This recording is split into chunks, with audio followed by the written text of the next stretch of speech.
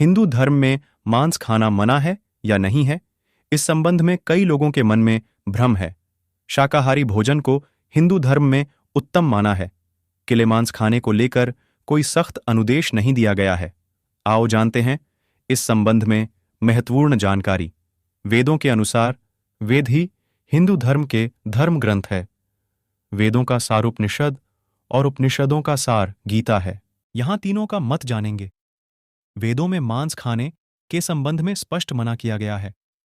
वेदों में पशु हत्या पाप मानी गई है। वेणों में कुछ पशुओं के संबंध में तो सख्त अनुदेश हिदायत दी गई है।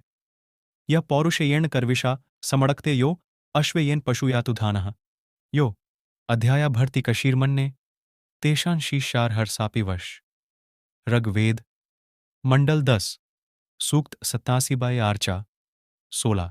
अर्थात जो मनुष्य नर, अश्व अथवा किसी अन्य पशु का मांस सेवन कर उसको अपने शरीर का भाग बनाता है, गौ की हत्या कर अन्य जनों को दूध आदि से वंचित रखता है, हे अग्निस्वरूप राजा, अगर वह दुष्ट व्यक्ति किसी और प्रकार से न सुने तो आप उसका मस्तिष्क शरीर से विदारित करने के लिए संकोच मत कीजिए। गीता के अनुसार गीता में मांस खाने या नहीं खाने के उल्लेख के बजाय अन्न को 3 श्रेणियों में विभाजित किया है। 8 सत्व, 2 रज और 3 तम। गीता के अनुसार अन्न से ही मन और विचार बनते हैं। जो मनुष्य सात्विक भोजन ग्रहण करता है उसकी सोच भी सात्विक होगी। अतः सात्विकता के लिए सात्विक भोजन, राजसिकता के लिए राजसिक भोजन और तामसी कार्यों के लिए तामसी भोजन होता है।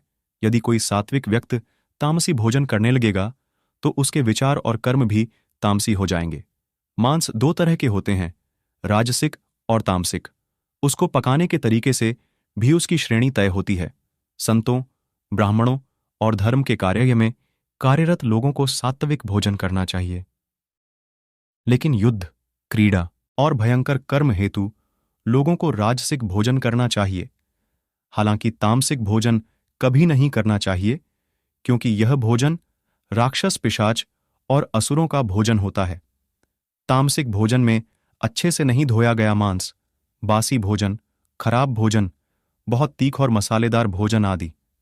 सुश्रुत संहिता अनुसार, आयुर्वेदज सुश्रुत अनुसार रोगोपचार में शरीर की पुष्टि हेतु कभी कभी मांसाहार करना जरूरी होता है। सुश्रुत संहिता अनुसार मांस, लहसुन और प्याज औषधीय है। औषधि किसी बीमारी के इलाज हेतु होती है, आपके जिह्वा के स्वाद के लिए या इसका नियमित सेवन करने के लिए। आज भी मछली का तेल, सांप के जहर से अनेकों औषधि का निर्माण होता है।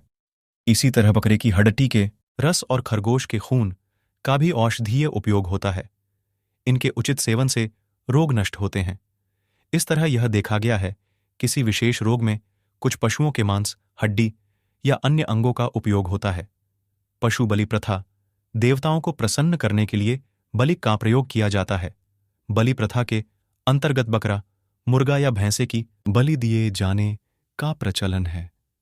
हिंदू धर्म में खासकर मां काली और काल भैरव को बलि चढ़ाई जाती है।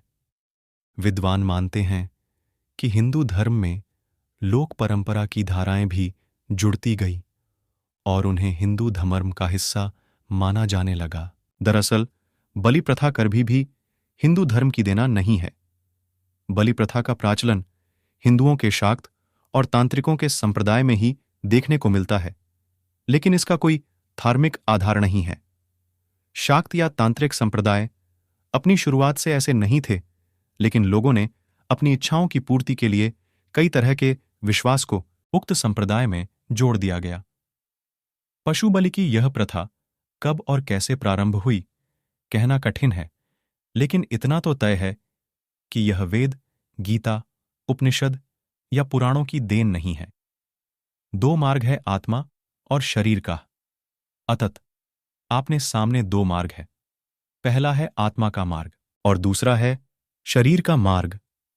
यदि आप आत्मा के मार्ग पर चलना चाहते हैं तो आपको अपने जीवन में सात्विक भोजन, गुण और कर्म को अपनाने की जरूरत होगी। यदि आप सांसारिक मार्ग पर चलकर शरीर को पुष्ट करना चाहते हैं तो आपको तय करना है कि आपको क्या खाना और क्या नहीं खाना है। हालांकि हिंदू धर्म मांसाहार खाने की सलाह या अनुमति नहीं देता है। खासकर हिंदू धर्म में अश्व, नर, गाय, श्वान, सर्प, सुअर, शेर, गज और पवित्र पक्षी हंसादि का मांस खाना घोर पाप माना गया है।